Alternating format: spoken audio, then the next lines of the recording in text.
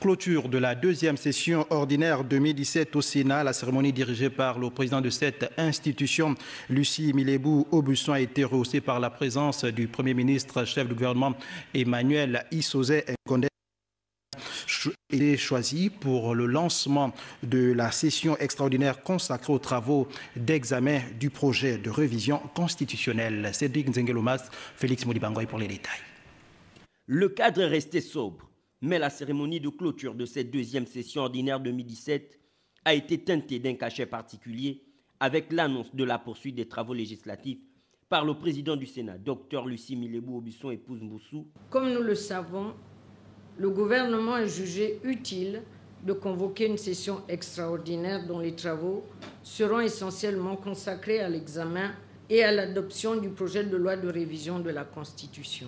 Revenons à proprement parler sur les travaux législatifs. Au cours de la session qui s'achève, Lucie Milébou Mboussou en a décliné quelques-uns. Le Sénat a adopté le projet de loi de finances initiale 2018, arrêté en ressources et en charges à 2688 milliards 800 millions, la proposition de loi venant de l'Assemblée nationale relative à la promotion et au développement des énergies renouvelables en République gabonaise.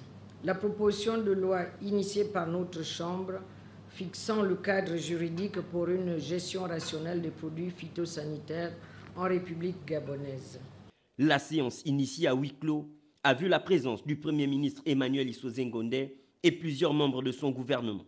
Une occasion opportune pour le locataire du palais Omar Bongo Ondimba d'interpeller l'exécutif sur certains aspects. Monsieur le Premier ministre, permettez-moi d'attirer votre attention et celle du gouvernement que vous dirigez sur quelques fléaux qui représentent des menaces pour notre pays.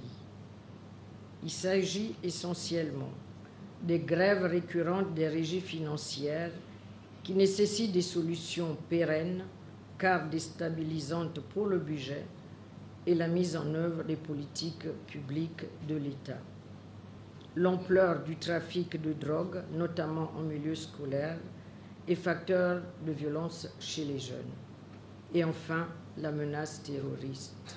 Pour l'heure, les élus locaux devront encore patienter 2 semaines avant de rejoindre leur bastion politique.